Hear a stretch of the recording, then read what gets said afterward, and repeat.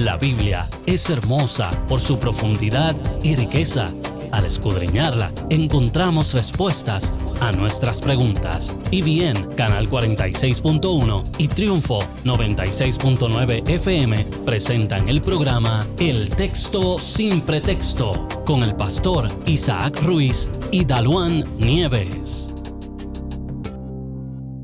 Que la gracia y la paz del Señor sea con cada uno de ustedes en este maravilloso día que nos regala el Señor.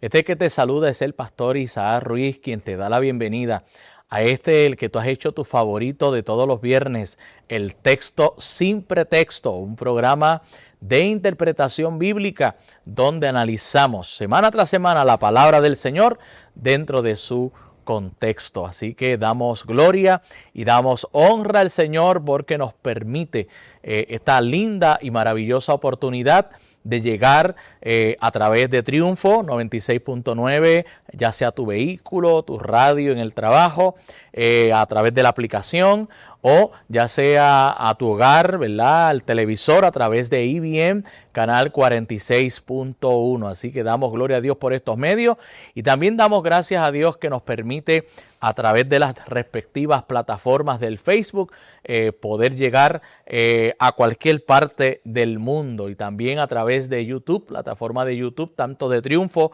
como de EBN. Podemos llegar a muchos lugares, ¿verdad? Insospechados, así que a Dios damos gloria. Y gracias por siempre estar sintonizando este maravilloso programa. Así que, y como todas las semanas, se encuentra conmigo la hermana Daluán. Daluán, Dios te bendiga. Amén, bendiciones, pastor, ¿verdad? Bendiciones a todos nuestros hermanos y amigos que se encuentran en este momento conectados. Gracias por estar aquí. Y, ¿verdad? Un día más, Eso es así. Un momento más, una bendición más para trabajar y hablar de la palabra del Señor, aprender un poquito más de una lección muy hermosa que está en Mateo 14. Hoy es un poquito más extensa, así que vamos del 22 hasta el versículo 33. Y vamos a dar lectura en el nombre del Padre, del Hijo y del Espíritu Santo. Enseguida Jesús hizo a sus discípulos entrar en la barca e ir delante de él a la otra ribera, entre tanto que él despedía a la multitud. Despedida la multitud, subió al monte a orar aparte, y cuando llegó la noche, estaba allí solo. Amén. Vamos a ver. Bien, lo primero es que en este pasaje Jesús obliga a sus discípulos a entrar a la barca e ir hacia la otra orilla mientras él despide a la multitud. ¿Okay? Exacto. Después Jesús se retira por un tiempo a orar en un monte. Obviamente pues hay muchos debates de cuál es el monte, pero no vamos a entrar en ese debate.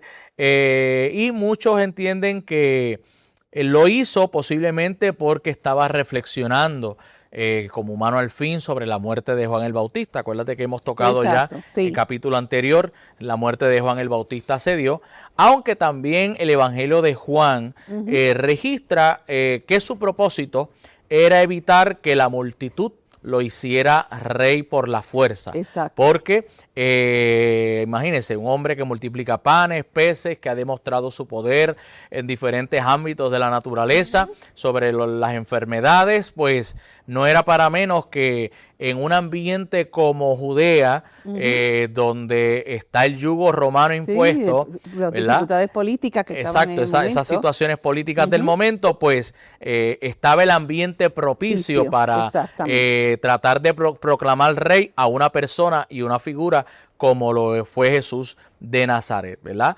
Y eso es lo primero que podemos sustraer de esos primeros dos versos. Claro, quiero hacer un detalle aquí porque vamos a hablar de la tormenta que se levanta en el mar. Ajá. Y alguien puede decir, pero entonces si Jesús sabía que venía una tormenta, ¿verdad? Hablando desde su humanidad, como Dios podía saberlo, pero desde su humanidad, ¿por qué Jesús los manda? ¿Verdad? ¿Por qué Jesús los expone a peligro? Y hay que entender que en ese lugar, todo lo que es esa área de Judea, Mar de Galilea, el Mar Muerto, todas esas áreas, ahí se dan unos fenómenos atmosféricos y climatológicos bien interesantes. Sí. O sea, no es como acá nosotros en Puerto Rico, pues tú ves unas nubes primero, después se va oscureciendo un poco, y como a las 2 horas, 3 horas comienzan unas lloviznas, y tú dices, pues, va a llover. Va a llover. O escuchaste un trueno y pues tú Viene deduces lluvia. Exacto. que viene lluvia. Exacto. No, allí tú puedes tener el cielo totalmente despejado Ok. y como hay unas corrientes de aires que chocan frías y calientes, en cuestión de 5 minutos de haber tenido, sea de día o de noche, haber tenido un cielo totalmente despejado, tienes una gran tormenta sobre ti. Ok. O sea, que ese fenómeno no se da acá, pero en esa área geográfica del mundo, normal. pues es muy normal por tal razón. ¿En qué momento tú sabes que viene una tormenta? Pues nunca. Exacto. ¿Por qué? Porque en cuestión de 5 minutos todo el ambiente podía cambiar. Así que no es que Jesús los expuso a sabiendas de que venía una tormenta, simplemente como una noche más, el cielo está totalmente despejado y a probar suerte y verdad de que el Amén. clima se mantenga como estuviera o Amén. que cambiara de manera radical. Exactamente. Seguimos. Y ya la barca estaba en medio del mar, azotada por las olas, porque el viento era contrario. Mas a la 4ª vigilia de la noche Jesús vino a ellos andando sobre el mar, y los discípulos, viéndole andar sobre el mar, se turbaron diciendo, un fantasma, y dieron voces de miedo. Pero enseguida Jesús les habló diciendo, tened ánimo, yo soy, no temáis. Muy bien. Amén. ¿Verdad? Esos 4 versos resumen, en primer lugar, un lapso de tiempo bastante amplio. Sí. Porque aunque el texto no declara con detalle en qué momento los envía, ellos están ahí, pasaron horas, ya es la 4ª vigilia de la noche, así que estamos hablando que es de 3 a 6 de la mañana, exacto. ese horario, esa es la 4ª vigilia de la noche. Así que la barca se encuentra en medio del mar, siendo golpeada por las olas, y usted dirá, pero si es un lago, ¿por qué hay olas? Yo, por ejemplo, viví un tiempo cerca de algo que se conoce aquí en Puerto Rico como el lago Oaxaca. Ok. Y en el huracán María, Ajá.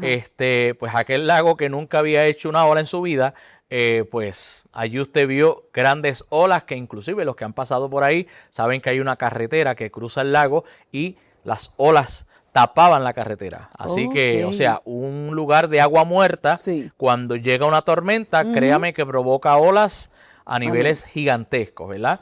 Y por eso dice que el viento era contrario, están en la 4ª vigilia de la noche y el texto declara que Jesús se acerca a ellos caminando sobre el agua, lo cual creó, ¿verdad?, cierto terror en los discípulos. Exacto. Algo que llama la atención es posiblemente el nivel de fetichismo, ¿verdad?, o de creencias supersticiosas que los discípulos tenían dentro de su contexto cultural, ¿verdad? Y es el hecho de que ellos sí creían en fantasmas. Sí. Así Como pasa ahora también. Sí, ven un gato negro de noche Sí.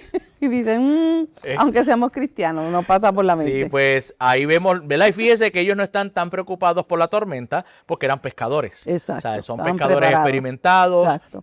Ya para ellos es normal esos cambios climáticos constantes. Pero ver ¿verdad? Y en ese caso, poniéndonos nosotros en el lugar de ellos, también. que siempre lo digo, hay que simpatizar con el personaje bíblico. Usted ver caminando a las 3 de la mañana un individuo por encima del agua, pues usted dice, ¿qué pasó aquí? ¿Verdad? Imagínate, vemos las hojas de los plátanos, dar en la ventana y vemos una sombra y nos asustamos. Eso es así, eso es así. Así que, normal. Claro, en el pensamiento hebreo hay unos detalles, y es que para el pensamiento hebreo el agua representa una realidad metafísica amenazante y que era una fuerza opuesta a la creación de Dios. Acuérdate que en el principio, Génesis, el mundo está lleno de agua, pero desordenado y vacío, que ahorita vamos a hablar de eso. Y lo otro es que cuando Dios crea, el Génesis habla de que en las aguas Dios creó monstruos marinos. Exacto. ¿Verdad? Utiliza el término monstruos marinos. Así que desde el pensamiento judío hebreo, pues ¿qué puede haber debajo del agua o en el agua? Pues otra cosa que no sean monstruos, demonios, Exacto. etcétera. Así que el pensamiento hebreo con relación a lo que proviene del agua son cosas malas. Ok. Es más, mira si el pensamiento es así, que los pecados son echados ¿dónde? En el fondo de la mar. O sea, Amén. ahí usted ve ese pensamiento judío, Sí. ese pensamiento hebreo, de que de ahí no puede venir nada bueno. Exacto. Así que ver un individuo caminando por encima del agua, dijeron un pichón, un demonio se manifestó aquí, Exactamente. ¿verdad? Porque tenemos los factores supersticiosos de la Amén. época, más todo este pensamiento hebreo, ¿verdad? Que le da base. Pero Jesús les habla, y la manera que Jesús les habla es muy interesante, porque cuando Jesús usa la expresión, utiliza una expresión que solamente la puede expresar Dios. Amén. Y es la expresión yo soy o ego eimi, Ajá. ¿verdad? Es el famoso yo soy que le dijo Dios a Moisés. Moisés. Por Muy eso es bien. que los fariseos, en otros contextos, cuando leemos el Evangelio de Juan, que en Juan aparecen retratados los 7 yo soy de Jesús, Ajá. cada vez que Jesús decía un yo soy, que es la expresión, se entiende, ¿verdad? Una forma antigua de esa expresión era en hebreo, iwaj. Ok. Iwaj, y los fariseos se rasgaban las vestiduras, ¿verdad? Y en un momento dado Jesús les dice, ¿por cuál de las buenas obras ustedes me quieren apedrear? Y ellos le dicen, no te apedreamos por ninguna buena obra, sino porque te haces igual a Dios. Y esto es importante resaltarlo, porque hoy en día hay una alta crítica que quiere hacernos ver que Jesús no tenía conciencia de quién era. De que Jesús fue simplemente un maestro, fue un humano que pasó por ahí. No, cuando usted lee el texto bíblico, demuestra a un Jesús que tenía conciencia de quién era. Y él está diciendo, yo soy. Amén. ¿Sabe? Yo Amén. tengo el poder, ¿verdad?, de lo que es Dios. Yo soy el Logos ya encarnado y lo vemos en eso. Pero vamos a ver los otros textos. Entonces le respondió Pedro y dijo, Señor, si eres tú, manda que yo vaya a ti sobre las aguas. Y él dijo, ven. Y descendiendo Pedro de la barca, andaba sobre las aguas para ir a Jesús. Pero al ver el fuerte viento, tuvo miedo y comenzando a hundirse, dijo, voces diciendo, Señor, sálvame. Muy bien. Lo primero es que Pedro reconoce la autoridad de Jesús. Amén. Y le pide a, ¿verdad?, Jesús que, pues mira, si eres tú, ordena que yo camine sobre las aguas. Jesús Amén. le dice que venga. Pedro desciende de la barca, o sea que tuvo fe para salirse de la Amén. barca. ¿Ok? Sin embargo, la ejecución de ahí en adelante no va a depender de la palabra de Jesús, sino que va a depender de Pedro, Amén. que demuestre su confianza plena, ¿verdad?, en el Señor. Amén. Y esto nos trae una enseñanza muy importante. Claro. ¿Por qué? Porque a veces nosotros podemos tener fe para emprender algo, pero tal vez no tenemos la fe suficiente para sostenerlo. Amén. O sea, podemos tener la fe, y si tomamos el caso, para decir, voy a poner mi pie fuera de la lancha, ¿verdad?, o del bote, pero para sostenerme sin el bote, ¿verdad?, para sostenerme en el medio del mar, tomando, ¿verdad?, esto de forma alegórica en nuestra vida espiritual, Amén. pues ahí necesitamos un mayor nivel de fe. Para aquellos que dicen, no, porque con un poquito de fe, con un grano de mostaza, y esto lo hemos dicho en otras ocasiones aquí, Sí. el Señor no solamente quiere que siembres el granito de mostaza, es que el granito de mostaza se siembra y crece. Y crece. O sea, Tiene que y crecer. a veces vemos creyentes que pasan toda la vida con el grano de mostaza y llevan 30 años en el Evangelio y la fe sigue como el grano de mostaza. Exactamente. No, la fe está llamada a crecer. Amén. Entonces, es importante que analicemos siempre en nuestra vida si nuestra fe nos puede ayudar a bajarnos de la barca, pero si esa fe tiene la capacidad de sostenernos Amén. fuera de la barca, Fuera de la barca. ¿verdad? Yo puedo creerle a Dios cuando voy a comenzar algo, o comenzar un ministerio, le creo a Dios, pero cuando todos te dejan, ¿tendremos el mismo nivel de fe? Amén. Esa es la pregunta que nos tenemos que Sí, hacer porque- siempre, ¿verdad? De que la fe para iniciar algo no es necesariamente el mismo nivel de fe que cuando ya estamos en el proceso, ¿verdad? Estamos ya sumergidos en lo que Dios nos ha llamado a hacer, pues ahí hay que mantener esa fe y creerle al mismo Dios que nos llamó. Amén. Creerle en ese momento. Amén. Eso me acuerda a las negociaciones, ¿verdad? Cuando le decimos al Señor, si tú me ayudas con esto, o Señor, si tú permites que esto suceda, yo me voy a hacer o me voy a encargar o yo voy a comenzar a caminar y a hacer Tu voluntad. Tu voluntad. Sí. Y entonces ahí es, ¿verdad? Estamos en ese, como, si eres tú, dime qué. Exacto. Y yo voy. Pero el ya Señor una va a vez hacer damos su el parte. paso. Exacto, porque el Señor hace su parte para que, como tú dices, activar nuestra fe. Pero nosotros tenemos que hacer la nuestra. Amén. Y Eso ahí así. es, como tú dices, ¿verdad?, que tenemos que mantenernos, no importa los vientos contrarios. Eso, Amén. amén. Seguimos. Al momento Jesús, extendiendo la mano, asió de él y le dijo, hombre de poca fe, ¿por qué dudaste? Y cuando ellos subieron en la barca, se calmó el viento. Entonces los que estaban en la barca vinieron y le adoraron diciendo, verdaderamente eres el Hijo de Dios. Amén. Bien. Qué bello. Así que vemos primero, Jesús lo rescata de manera inmediata. Amén. Pero el rescate viene con un reproche. Claro. O sea, viene directamente el reproche de hombre de poca fe, cuestionando el por qué Pedro había dudado. Así que, y eso nos enseña de que a veces hay momentos en la vida donde sí Dios acude a nuestro auxilio, pero nos va a señalar qué hicimos mal en el proceso. Claro, porque nos tiene que traer la conciencia. Él es tan hermoso que Él nos crea conciencia de lo que estamos haciendo mal, aún con lazos de amor. Eso es así. Muy bien. Y cuando ambos suben a la barca, pues entonces ahí vemos que fíjate que Jesús no le ordena o no, simplemente se subieron a la barca y todo tranquilo. se calmó. Y en ese momento, porque fíjate que es distinto a cuando Jesús estaba durmiendo en la barca, Ajá. que ese relato Exacto. es muy parecido, pero Sí. en ese relato Jesús usa una expresión que lo mencionamos en ese programa hace tiempo, y es la expresión de que se usaba, era un monosílabo que se usaba para que los caballos pararan. Usted sabe que nosotros acá, yo nunca he montado caballo, pero he visto a los que montan caballo, que cuando se va a parar el caballo, acá en Puerto Rico por lo menos, se usa el monosílabo o. Sí. ¿Ve? Pero entonces en el hebreo había un monosílabo que en la Biblia se traduce calla y enmudece.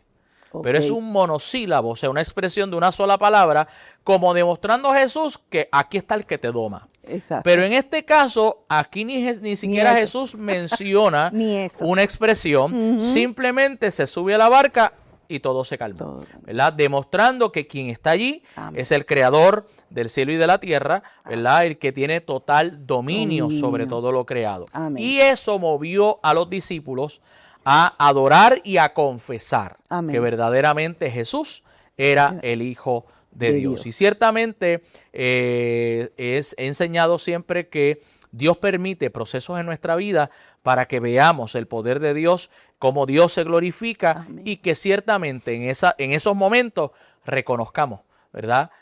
Al Dios que nosotros servimos. Amén.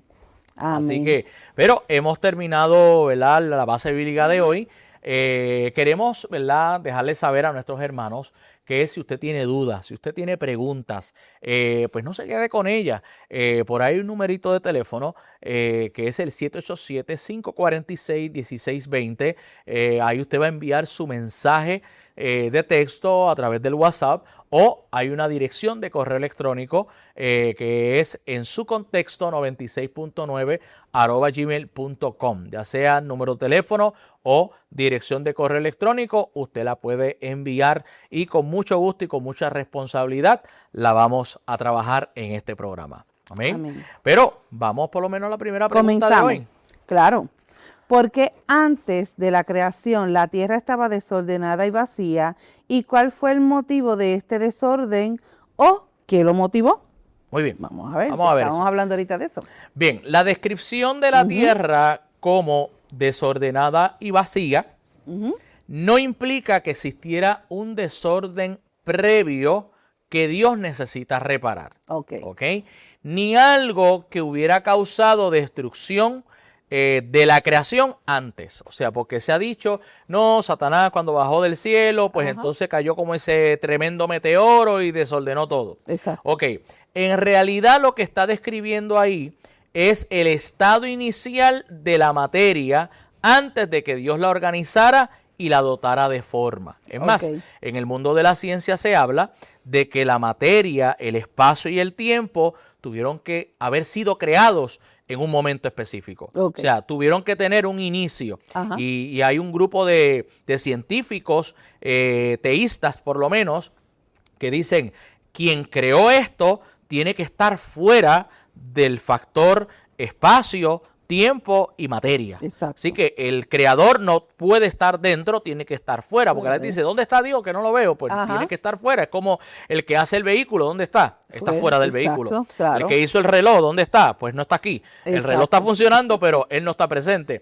Entonces, el término hebreo que se utiliza para desordenado y vacío es el término hebreo tohu babohu. Ok, vuelvo y lo repito, ¿verdad? Para los que me están escuchando, el término hebreo que se traduce desordenado y vacío es tohu babohu. Ok, ese es el término.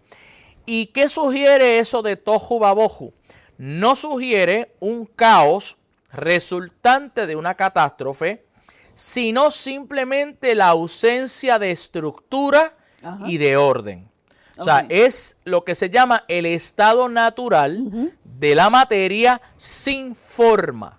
Un abismo de aguas primordiales envueltas en tinieblas, sin diferenciación, sin límites definidos y sin vida.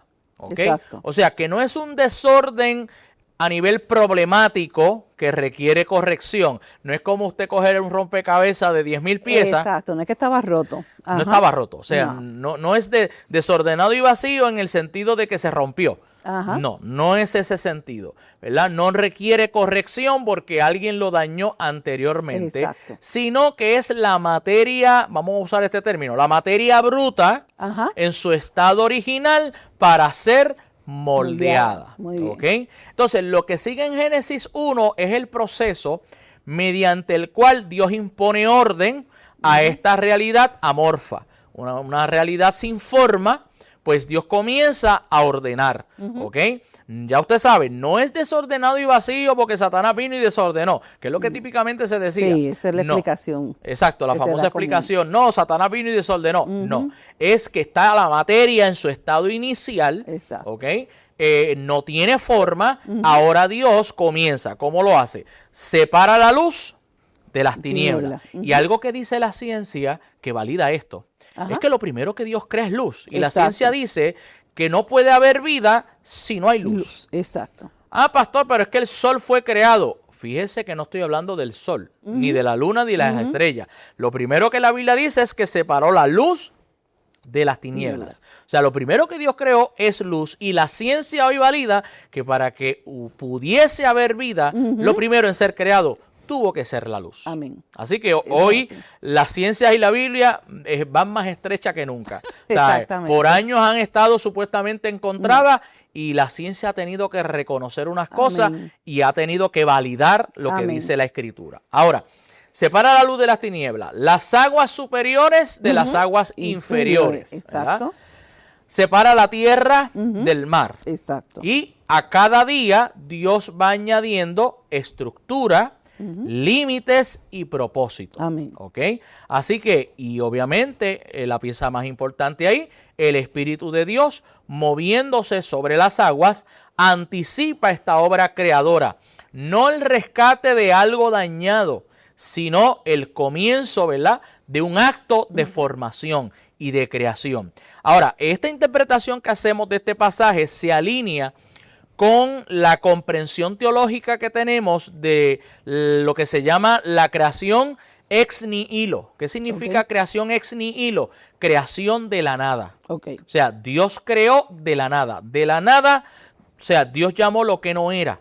De lo invisible, Dios hizo lo visible. ¿Verdad? Así que, y todo eso pues va redundando en lo que vemos luego como la creación que tenemos. Claro, si esto lo comparamos con las famosas teorías o hipótesis del Big Bang, siempre he dicho esto para terminar la pregunta, y es que en la creación del supuesto Big Bang, pues son 7 hipótesis, una amarrada a la otra. Okay. Entonces, el asunto es que ninguna se ha podido probar en laboratorio, como dicen los científicos que hay que probarlo, y hay algo que se llama aproximación matemática.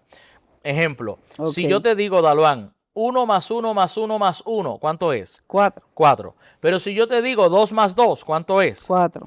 ¿Cuál es la alternativa más correcta? ¿O 1 más 1 más 1 más 1 o 2 más 2? ¿Cuál es la más corta? Bueno, 2 más 2. Pues 2 más 2 es matemáticamente la alternativa más correcta. Entonces, nosotros tenemos una teoría. Una mente suprema llamada Dios creó todo lo que vemos. Amén. ¿Ok? El Big Bang tiene que bregar con 7 hipótesis, tratando de amarrarla una con la otra para llegar a esto mismo.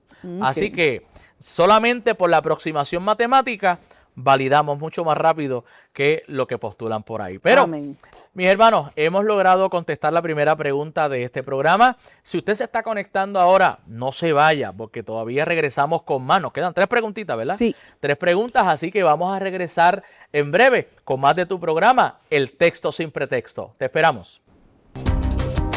Sigue con nosotros en El Texto Sin Pretexto.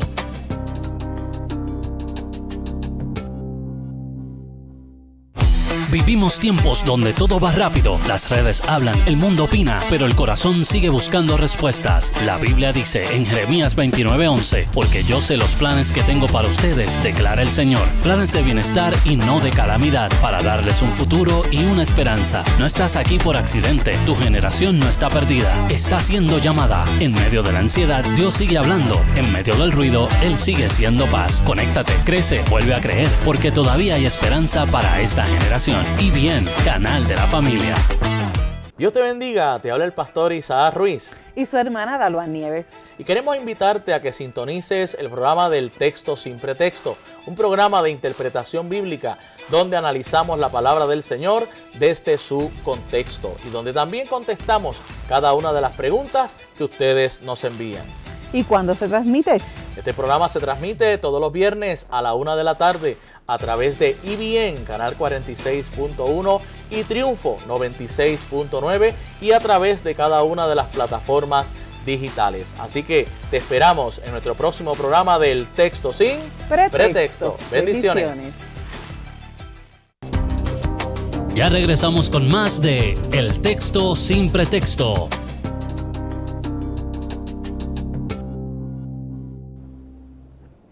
Estamos aquí de regreso en tu programa, El Texto Sin Pretexto, un programa de interpretación bíblica donde analizamos la palabra del Señor dentro de su contexto. Y si te estás conectando a esta hora, pues te invitamos a que, mire, mantente ahí, escucha o ve la segunda parte de este programa y cuando termine la programación, te invitamos a que vayas a las plataformas del Facebook, tanto de Triunfo 96.9 como de EBM, Canal 46.1, para que ahí puedas ver la primera parte de esta programación y gozarte de la explicación de la base bíblica y de la primera pregunta de este maravilloso programa. Y como siempre, Daluán, nosotros enviamos saludos a algunos hermanos que siempre se conectan, que son fieles, ¿verdad? Que están ahí conectados en las redes y queremos en esta hora reconocerle. Así que, ¿por quién tienes por ahí? Sí, tengo a nuestra hermana en el Señor Betsalí Vadillo, amén. Ok, muy bien. Vadillo de Ruiz, amén. De Ruiz. Ruiz, amén. También a nuestra hermana Ramonita Colón, muchas bendiciones. Mi hermano Narciso Santiago Jr., que dice que es fan destacado, ya están identificados, amén. Eso es así. Y nuestra amiga Valimaira Peyot, amén. Muchas bendiciones para Valimaira. También a nuestro hermano Andrew Cocho, muchas bendiciones, Andrew. Y nuestra hermana Marixa Soto, bendiciones. Amén. Así que, y Acá tenemos, porque se conectó mucha gente el programa Sí, anterior, amén. Tenemos por ahí a Silvia Luis, Amén, que esa también, amiga. mire, Amén, seguidora. Tenemos a mi amada suegra, Milagros López, amén. que Dios es una bendiga a fan la destacada sierva, también. amén. Tenemos a Ixa Torres, tenemos a Marilyn Castro, otra fan Amén. destacada, y a Wanda Mazanet.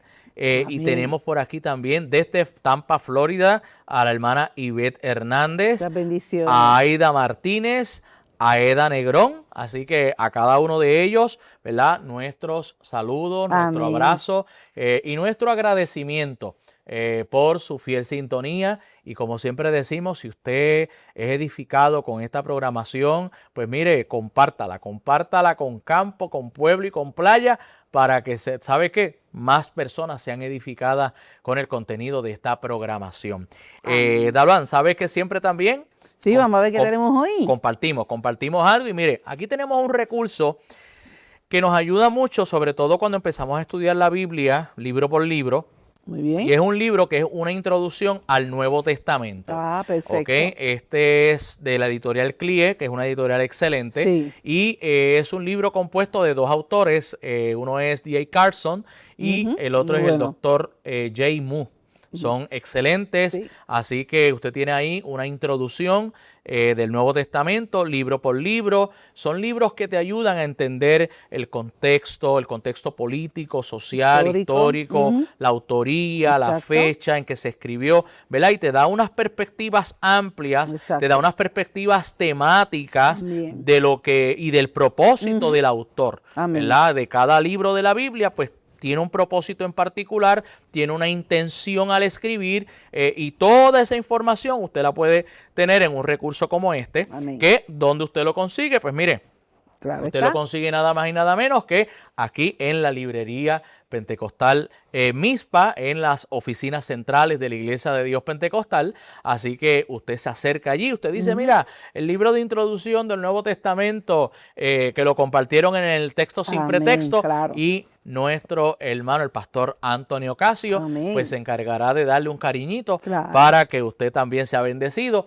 y siga añadiendo y ampliando su biblioteca personal para que, mire, usted no se deje llevar de cuento. Estamos en un tiempo Exactamente. donde en las redes la gente dice muchas cosas y hoy todo el Demasiado. mundo es experto. Todo el mundo es Exacto. experto, pero nunca han ido a estudiar de lo que hablan. Así que en medio de eso nosotros tenemos que tener nuestras referencias confiables, ¿verdad? No es que todo es libro, no. Es la oración también Amén, importante, oración, pero gloria a Dios. no podemos estar tocando de oído. Sí, hay que ¿verdad? tener cuidado con el comezón. Exacto, porque se dicen muchas cosas que Sí. suenan cuasi bíblicas, Sí. pero no lo son, ¿verdad? Exactamente. Y tenemos que saber de qué fuente estamos tomando la información. Amén. Pero vamos a seguir con las preguntas que tenemos para hoy. Sí, continuamos con la pregunta número 2. ¿Por qué Dios permitió que hombres como David y Salomón tuvieran varias esposas si desde el principio el plan fue un hombre y una mujer? ¿Tendría alguna razón esa poligamia? Muy bien, Vamos a ver. Vamos a hablar sobre eso. Mire, la Biblia nunca condena de manera explícita la poligamia, ¿verdad? Y no me vaya a tirar, no vaya a apagar el televisor. ¿Ok? Sí, pero aclara, de manera aclara. explícita, o sea, que lo diga así, se condena, no lo va a decir, ¿ok? Pero es fundamental poder nosotros entender la permisión divina, Ajá, que no es lo mismo que la aprobación, exacto. ¿verdad? Porque Dios puede permitir unas cosas y las permite para en la misma escritura demostrar sus resultados. Exacto. ¿Ve? Y eso no significa que porque Dios lo permite, pues Dios lo aprueba. Es como decir hoy en día que como Dios permite que hayan delincuentes, que hayan criminales, pues que Dios lo aprueba. Pues Exacto. no, simplemente Dios creó al ser humano con unas libertades, pues como siempre he dicho en este programa, Dios no creó autómatas. Exacto. Dios creó a un ser humano como creó a los ángeles con una voluntad libre de Amén. escoger. ¿Ok? Ahora, Dios permitió esta práctica en circunstancias específicas del Antiguo Testamento, pero no significa que fuera su plan ideal. Por ejemplo, vamos a ver algunas razones de la permisividad, ¿verdad? O permisión divina. Históricamente se sabe que había más mujeres que hombres, en el mundo antiguo. ¿Debido a qué? A que teníamos guerras brutales, ¿verdad?, que intensificaban esa desproporción. Y fíjate que estoy diciendo que la intensificaban. ¿Por qué? Porque se sabe hoy por la ciencia de que debido a que quien da a luz es la mujer y la mujer ya aporta el cromosoma X, es el varón el que determina si es hombre o mujer, pues siempre la probabilidad va a ser 3-1 que haya más mujeres que hombres. O sea, eso es importante que lo entendamos. En todas las civilizaciones del mundo siempre va a haber 3 mujeres por cada hombre, ¿ok? A eso usted añádele la guerra. Exacto. O sea, que de por sí que los hombres siempre van a ser minoría y usted lo solo va a ver en su iglesia, usted lo ve en su trabajo, usted lo ve en la universidad, en todos los lugares, ¿verdad? Pero a eso añádele la guerra que comienza a eliminar drásticamente grandes cantidades de hombres, ¿verdad? Pues eso creó unos desbalances en aquellas sociedades patriarcales donde las mujeres solteras carecían de educación. Ajá. No es lo mismo de hoy, o sea, porque a veces le metemos el filtro moderno a esta situación. Sí. No tenían educación, no tenían entrenamiento, dependían totalmente ya fuera de sus padres o de sus hermanos o de sus esposos para el sustento y la protección. Exacto. De otra manera, quedaban expuestas a un mal conocido como la prostitución o la esclavitud. Esos eran los dos males a lo cual una mujer que no tuviese un varón que la ayudara en una sociedad donde no estaba protegida, pues no tenía opciones. O se prostituía o se vendía de esclava. Entonces, Dios permite la poligamia, no es que la prueba, no, ¿verdad? No apague, no bote el teléfono por ahí y diga, no voy a escuchar ese programa. No. Escúchelo con calma. No estamos antibíblicos, Exacto. Dios permitió la poligamia para proteger y proveer a mujeres que de otro modo no encontrarían marido, ya que había escasez de hombres, y siendo esta práctica, ¿verdad?, o este mal, por así decirle, preferible a la prostitución o a la esclavitud. ¿Ok? O sea, que para evitar un mal mayor, pues entonces Dios permite que la poligamia se dé y no había muchos hombres, pues habían hombres que entonces tenían varias esposas y la poligamia, vamos a ver el aspecto positivo de, ayudó a que entonces, ¿verdad? Y con esto no estamos justificando, no digan, el fin justifica los medios, no. Pero en medio de un mundo que habían pocos hombres, pues entonces permitió y aceleró la expansión humana, ya que un hombre podía tener varios hijos de manera simultánea, ¿verdad?, al tener varias esposas. Y ahora, que los pudiera mantener, o sea, no era tenerlo por tenerlo. Sí, porque era que las pudiera, tenía que prepararle casa a cada una, no era que tenía un harén y todas juntas en el harén. No era así. Ahora, sin embargo, la Biblia presenta la monogamia como el plan que se conforma más estrechamente al ideal divino para el matrimonio, siendo la intención original de Dios, ¿verdad?, de que un hombre se uniera a una sola mujer. Ahora, también es importante ver que la Biblia no esconde las consecuencias de la poligamia. Exacto. O sea, porque dije al principio que la Biblia no condena explícitamente. O sea, no lo dice así, ad verbatim. No, esto es pecado. No lo dice así.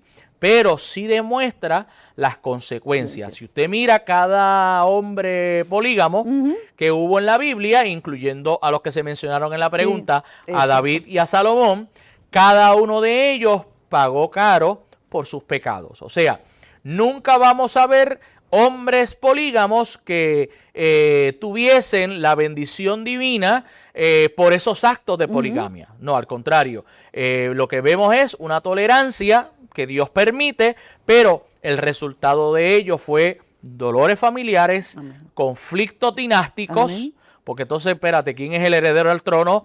Esto causó que aquel matara al otro, o sea, y todas unas cuestiones, y sobre todo un alejamiento espiritual. Así que la Biblia no esconde las consecuencias de esas acciones. Así que, para que entendamos, Dios lo permitió por unas razones históricas en específico, Exacto. pero la voluntad siempre ha sido que se separe el hombre de su madre y de su padre y se una a su mujer. Y cualquier cosa o duda, ¿verdad? Vayan a Timoteo, 1 Timoteo 3, del 1 al 13. Muy bien. Amén. Vamos a la tercera pregunta. Continuamos. ¿Todos los seres humanos tienen la capacidad para recibir el Espíritu Santo? Muy bien. Vamos a hablar sobre eso. Bien. Hay un sentido en el que todo ser humano ya tiene el Espíritu Santo, pero no en el sentido redentor.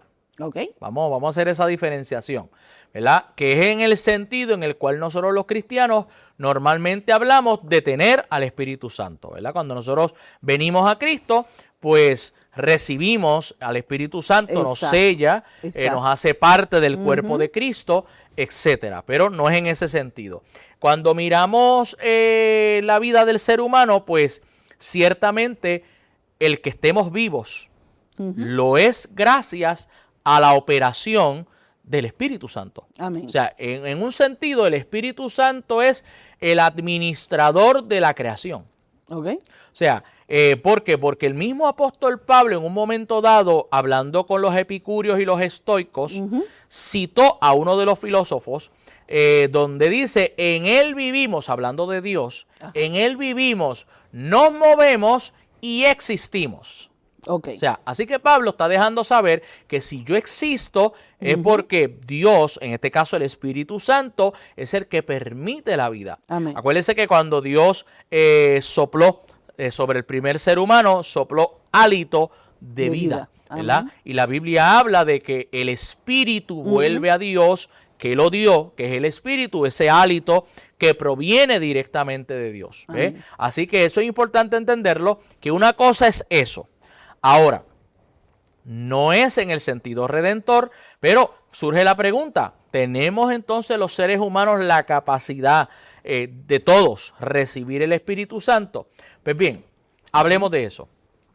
Primero es que para recibir el Espíritu Santo, pues tiene que haber una confesión, tiene que haber un paso de fe, de acercamiento a Dios. Pero una vez se ha dado ese paso de fe, tenemos que decir que sí, que todos los seres humanos tienen la capacidad para recibir el Espíritu Santo, pues no importa cuán pecador sea ese ser humano, todos los seres humanos fuimos hechos a la imagen de Dios. O sea, todos cargamos lo que en la teología se llama el imago Dei. Esa imagen de Dios está en nosotros. Que aquel que está en pecado, pues tiene la imagen distorsionada, pero si esa persona tiene un encuentro personal con Cristo, esa persona, no porque fue X o Y o porque sea de X raza, grupo étnico o de tal sexo, lo que sea, pues ese no puede recibir. No, todos los seres humanos pueden recibir el Espíritu Santo de manera redentora, que justifique, que regenere, que cambie. Lo importante es que cada ser humano dé ese paso de fe, ¿verdad? Así voluntad. Exacto, porque Dios es todo un caballero, ¿verdad? Y Él espera que demos ese paso. Él siempre ha estado buscando al ser humano, pero la Biblia dice, no claudicará para siempre mi espíritu con el hombre. Y ciertamente Dios le da el espacio al ser humano, como hizo con el faraón. El faraón era duro. Después de 5 plagas, pues vemos que dice, Dios endureció el corazón. ¿Qué significa eso? No es que Dios lo endureció porque él era blandito. No, él no era la Madre Teresa de Calcuta, o sea, ni una hermanita de la caridad. No, él ya estaba endurecido. Dios lo que hace es que lo deja a su propio endurecimiento. ¿Ve? Así que y eso es importante comprenderlo, pero sí, todo ser humano tiene esa capacidad innata o intrínseca de ser lleno del Espíritu Santo y de ser regenerado por Él. Amén. Gloria a Dios por eso. Ok, vamos para la última. Cuando Pablo escribió que Jesús se despojó a sí mismo y se hizo siervo, pero siguió siendo Dios, ¿en qué sentido retuvo o no sus poderes divinos? Muy bien, vamos a hablar de esto. Este concepto de despojarse, que aparece en Filipenses 2, ¿verdad? Constituyó, para que los hermanos sepan, una feroz controversia en el siglo XIX específicamente. Hubo un debate Y dicen por ahí muchos que actualmente perduran algunos elementos de ese debate que se dio en el siglo XIX. La palabra que se utiliza en Filipenses 2 es la palabra kenosis. ¿Okay? Por eso es que Filipenses 2 se le conoce como la kenosis, que significa vaciar o vaciamiento, ¿verdad? Aunque en la mayoría de versiones se puede traducir también como despojar. ¿Okay? Ahora, muchos dicen que el término vaciamiento no le hace justicia a lo que realmente sucedió, pero voy a compartir lo que dijeron en el siglo XIX y lo que se llega a decir hoy con relación al tema. Fíjense que la visión popular de ciertos círculos en el siglo XIX fue que en el momento de la encarnación, el Dios eterno, la segunda persona de la Trinidad, puso a un lado o se vació a sí mismo de sus atributos divinos para poderse convertir en hombre. Y que al convertirse en hombre, en un sentido muy real, dejó de ser Dios. ¿Ok? Tenemos así la transformación, desde este punto de vista, de la deidad en humanidad, porque se dejó a un lado su omnisciencia, su omnipotencia o su autoexistencia y todos los demás atributos que son propios de la naturaleza de Dios. Sin embargo, eso no es lo que se dice hoy, ¿ok? Porque más que vaciamiento es que Dios asumió la humanidad. Yo creo que ese sería el término más correcto. O sea, hablar más de que se vació, porque acordémonos de que Jesús, cuando los fariseos pensaban en sus corazones, cavilaban, dice el texto, pues dice que Jesús discernía sus pensamientos, ¿verdad? Jesús conocía las cosas de antemano, así que vemos esa omnisciencia manifestándose en Jesús. Es más, yo soy de los que digo que en el Getsemaní, según Lucas, que es médico, Lucas está dejando claro que Jesús está agonizando. ¿Y por qué está agonizando? Lo dijimos en un programa aquí, porque la humanidad está experimentando la omnisciencia. O sea, si yo te digo que mañana tú y yo nos morimos, tú saldrías de aquí chilling. Uno se pone nervioso, espérate, me tengo que despedir la familia. O colapsa. Este se volvió loco. Sí. Mejor negarlo. Pero sí, porque viene la negación ante todo. Pero ahora vemos a un Jesús que sabe todo lo que él espera. Y por eso vemos lo que dice el autor de los Hebreos, que Jesús oró al que podía librarlo de la muerte y fue oído por su temor reverente. Hebreos capítulo 5. Entonces, así que vemos a un Jesús que sabía de antemano y está colapsando, está agonizando porque su humanidad no soporta emocional y psicológicamente lo que él ya sabe que le espera. Y él está diciendo, ayúdame a llegar al Calvario, porque Jesús dijo, a mí nadie me quita la vida, yo la pongo y yo la vuelvo a tomar. Eso es importante que lo entendamos. Ahora, un teólogo ortodoxo que en medio de esta controversia en el siglo XIX, y me llamó la atención, dijo en forma más o menos cáustica que la única vaciedad probada por la teoría era la vaciedad de las mentes de los teólogos del siglo XIX. Así que este otro teólogo se mofó de los demás teólogos por decir que ellos eran los únicos que estaban vacíos, porque ellos enseñaban que Dios podía dejar de ser Dios. Entonces, él decía, si Dios dejara a un lado uno de sus atributos, estaríamos diciendo que lo inmutable sufriría una mutación. Y la Biblia dice en Hebreos que Jesús es el mismo ayer, hoy y por los siglos, y que en Él no hay mudanza ni sombra de variación. Y él decía, y lo infinito repentinamente dejaría de ser infinito. Sería el fin del universo. Dios no puede dejar de ser Dios y seguir siendo Dios. Así que no podemos decir acertadamente, y estoy citando, que Dios pone a un lado su deidad para adoptar la humanidad. Así que por eso el cristianismo ortodoxo siempre ha declarado esta expresión, Jesús, veru homus, veru Deus. O sea, verdaderamente hombre, verdaderamente Dios. No 50 y 50, que por ahí lo hemos escuchado. No, él era 50% hombre, no. Totalmente Dios y totalmente hombre. Amén. Así que su naturaleza humana fue completamente humana, pero su naturaleza divina siguió siendo total. Así Amén. que lo que básicamente nos enseña la Escritura es que Él asumió. O sea, esa es la forma más correcta. La deidad se vistió de carne y hueso. Amén. Caminó entre nosotros. Es más, cuando Glorioso. leemos a Juan 1, acuérdense que el concepto del Exacto. logos no era nuevo en los tiempos de Juan, era un concepto más antiguo. Sí. Filósofos como Filón de Alejandría y como los filósofos atenienses decían que el logos era demasiado trascendente, que el logos estaba demasiado lejos de nosotros. Ajá. Y ahora Juan lo que dice es que ese logos Exacto. caminó entre nosotros. Amén. Y vimos su gloria Se hizo como la carne. gloria del unigénito. Y se hizo carne, hay dos términos. Está el término griego soma y está el término sarx, que sarx casi siempre se utiliza para hablar del estado más depravado del ser humano. Entonces Jesús no solamente adquirió forma humana o apariencia humana, sino que encarnó totalmente lo que es el ser humano. Exacto. ¿Ve? Así que, por tanto, lo más correcto es decir, Dios asumió la humanidad y por eso el autor a los Hebreos dice que tenemos un excelentísimo y sumo sacerdote que puede compadecerse de nosotros. Amén. Porque vivió en carne propia, en su propio ser, todo lo que los seres humanos vivimos. La Biblia dice que fue tentado en Y todo, probado, exactamente. pero sin embargo, más no pecó. Sin pecado. ¿Ok? Amén. Así que, y eso es lo que entonces nos enseña esta parte de lo que es la kenosis y todo este asunto. Claro, esto es mucho más profundo, pero le dimos ahí una probadita para que usted siga por ahí Amén. indagando y buscando, porque no hay nada más maravilloso que estudiar la vida de Cristo. Así Amén. que, pero, Dalvan, se nos está acabando el tiempo, así Ajá. que Como siempre, ¿verdad? Llega el fin. nos quedamos Nosotros sí cortos. tenemos fin, nuestro Pero- Señor no.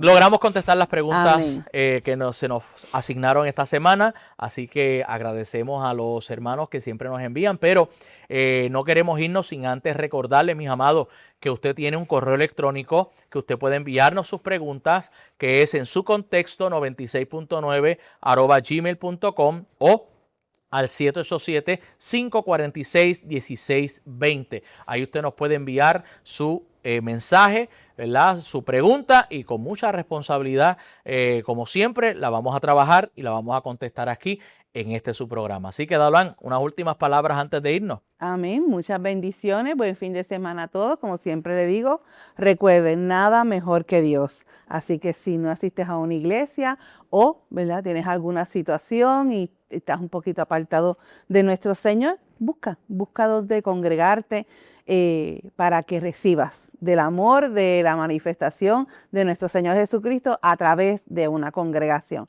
Así que muchas bendiciones, buen fin de semana a todos y que sigan disfrutando de estas poquitas vacaciones que nos quedan, amén, Eso es porque así. ya mismo comenzamos con el periodo académico. Así que muy bendiciones. bien.